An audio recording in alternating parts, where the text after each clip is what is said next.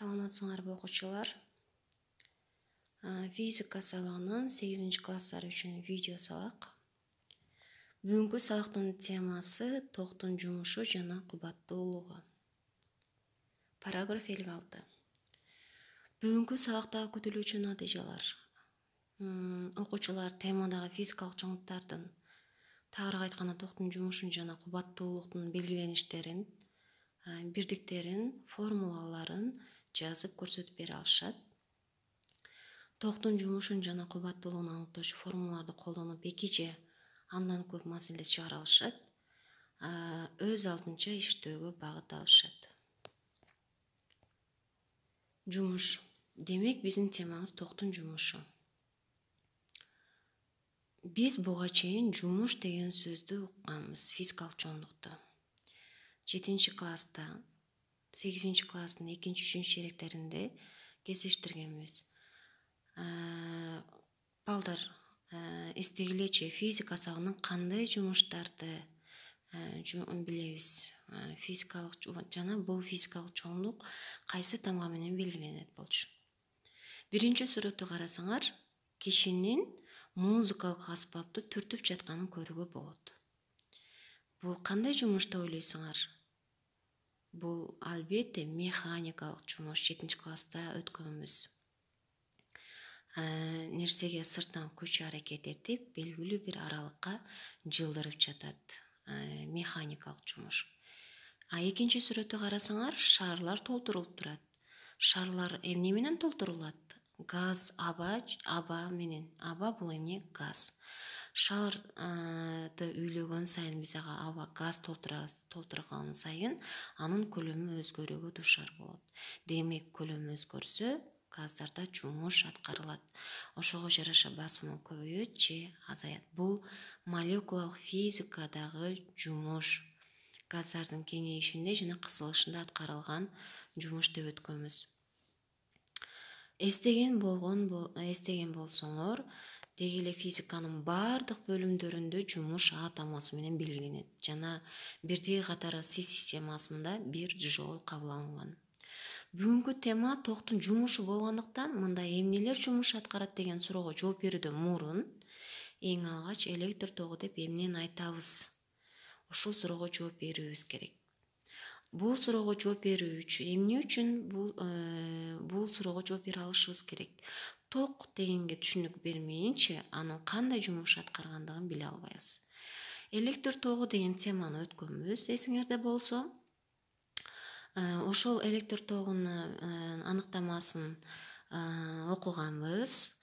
Ошол аныктаманы бир аз эсиңерге түшүрүп алыңар үчүн кыскача сүйлөм толуктоо менен төмөндөгү суроого жооп беребиз. Сүйлөм толуктоо менен. Өткөргүчтөгү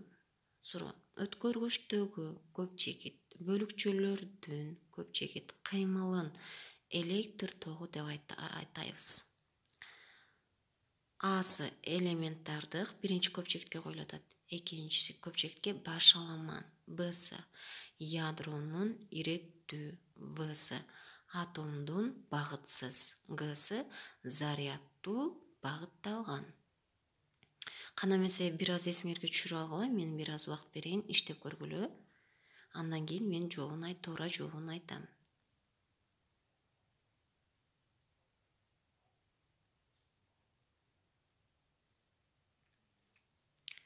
Анда эмесе туура жооп Г.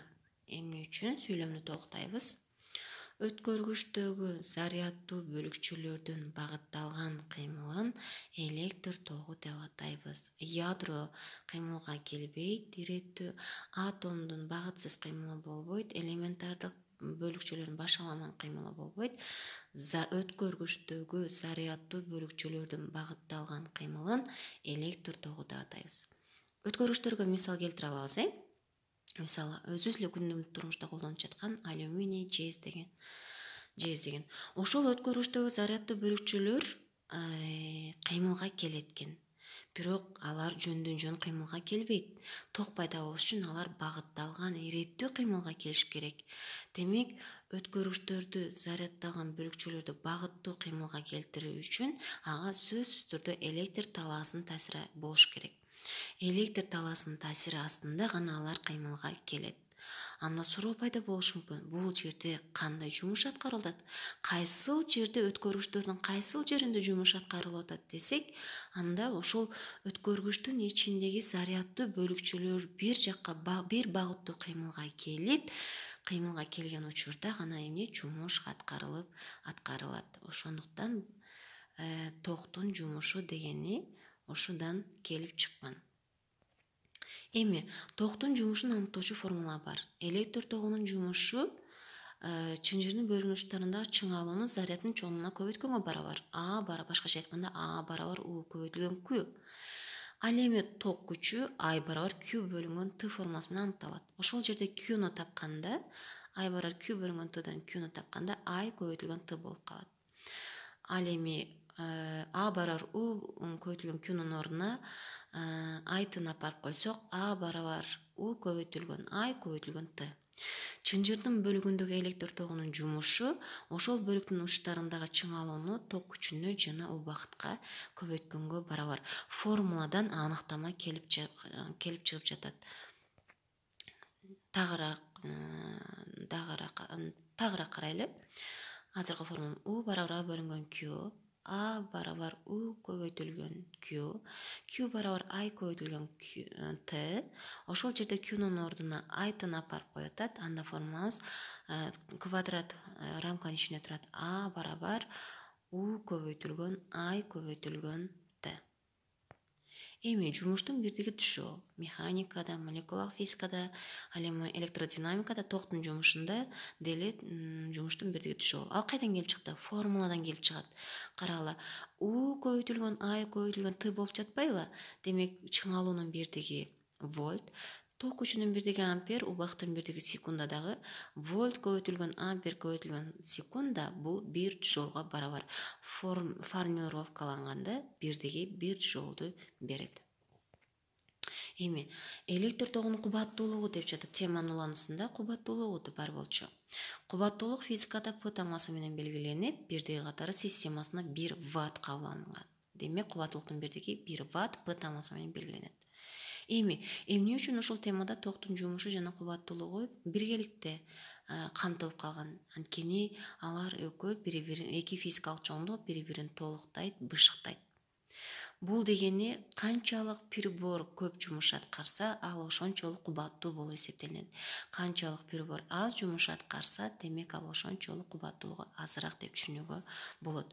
Кубаттуулуктун формуласы P барабар А бөлүнгөн T. Биринчи квадраттын ичинде формуланы карагыла. Эми кийинкидечи Анын ордуна бүгүнкү биздин формулабыз мына бул электр тогунун жумушунун формуласын апарып коебуз. Анын ордуна U көбөйтүлгөн I көбөйтүлгөн T'ны апарып койгондо, T менен T бөлчөктүн алымындагы жана бөлүмүндөгү T'лар кыскарып кеткенде, P барабар U көбөйтүлгөн I болуп калды. Могу жерде карайбыз. P барабар А бөлүнгөн T. Электр тогунун жумушу А барабар U көбөйтүлгөн I көбөйтүлгөн T экендигин эске алсак, анда P барабар А бөлүнгөн T дагы анын ордуна U I T'ны койду, T'лар кыскарып кетти, U көбөйтүлгөн I калды. Демек, электр тогунун кубаттуулугу чыңалууну ток күчүнө көбөйткөнгө барабар. Электр тогунун кубаттуулугу ваттан башка да гектаватт, киловатт, мегаватт аттуу бириктер менен ченелет. 1 гектаватт 100 ватт, киловатт 1000 ватт, мегаватт бул миллион ватт. Силер мегаватт, киловаттарды күнүмдүк турмушта эле угуп жүрөсүңөр. Массалык маалымат каражаттарынан, телевизордон, ар түрдүү китептерден. Мегаватт көбүнчө электростанцияларында, гидроэлектростанцияларында, атом электростанцияларында мегаватт көбүрөөк колдонулат. Ал эми электр тогунун кубаттуулугун өлчөөгө арналган курал ватт метр деп аталат.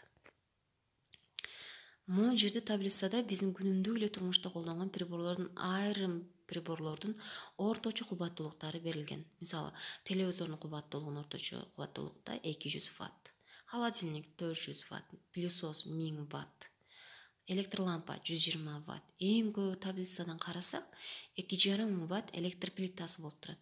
Демек, эгерде канчалык кубаттуулугу жогору боло турган болсо, ал керектөөчү ошончолук көп жумуш аткарат. Мисалы үчүн электр лампасы 120 ватт. 1 суткада 24 саат болсо, 24 сааттын 1 саатын алайлы. 1 саатта канча жол жумуш аткарат? Телевизор 200 ватт болсо, 1 суткада 200 жол жумуш аткарат. Ал эми электр плитасы 1 саатта 2,5 миң жол жумуш аткарат. Демек, кубаттуулук канчалык жогору болсо, ошончолук көп жумуш аткарат дегенди түшүнсөк болот. Электрический чайник же болбосо тефал 1200 орточо кубаттуулугу 1200 ватт экен. Электр тефалда өтө тез убакыт ичинде сууну кайнатып берүү мүмкүнчүлүгү болгондуктан анын кубаттуулугу тез убакытта көп жумуш аткарганга туура келгендиктен, ошондуктан анын кубаттуулугу жогору. Мисалы үчүн 1,4 1,7 литрлик тефалдын кубаттуулугу 1,5 миң 1700 ваттка чейин болот. Микроволновая печь да ошондой. Тез убакыт ичинде ысытып бериш керек, жылытып бериш керек. Демек, бунун дагы кубаттуулугу аябай жогору, демек көп жумуш аткарат дегенди түшүндүрөт. Эми электр тогунун жумушуна мисал иштеп көрсөк. Электр лампасында электр тогу 30 секунд ичинде кандай жумуш аткарат дейт. Электр лампасында электр тогу 30 секунд ичинде кандай жумуш аткарат? Демек, 3 таблицада убакытты 30 секунд турактуу берген, 30 секунд ичинде эле калгыла дейт. Биринчи таблицанын номер 1 катарын карайлы. Ток күчү 0,4 ампер, ал эми чыңалуусу 1 вольт экен. Экинчи катарына 0,155 ампер, 2 вольт. Үчүнчүсүнө 0,165 ампер, 3 вольт. Анда формулага койсок. Биринчи маселенин биринчи номерин мен иштеп көрсөтөйүн. Ток күчү 0,4 ампер экен. Чыңалуусу 1 вольт экен, берилди. Убактысы 30 секунд экен. Табуу керек экен электр тогунун жумушун. Электр тогунун жумушун аныктоочу формула А барабар жана биз өттүк I көбөйтүлгөн U көбөйтүлгөн T. Чыгарабыз. Формуланын ордуна эле сан маанилерин апарып коебуз. А барабар I ток күчү 0,4 амперге барабар, чыңалуусу 1 вольтка барабар. Ал эми 30 секунд ичинде экен, демек 12 жол жумуш аткарып тур. Жообу 12 жол. Калган экинчи, үчүнчү катардагы маселенин берилиштерин дагы ушул мисалдардай үлгүдөй иштеп чыгарасыңар. Эми китебиңерде да мисалдар бар экен.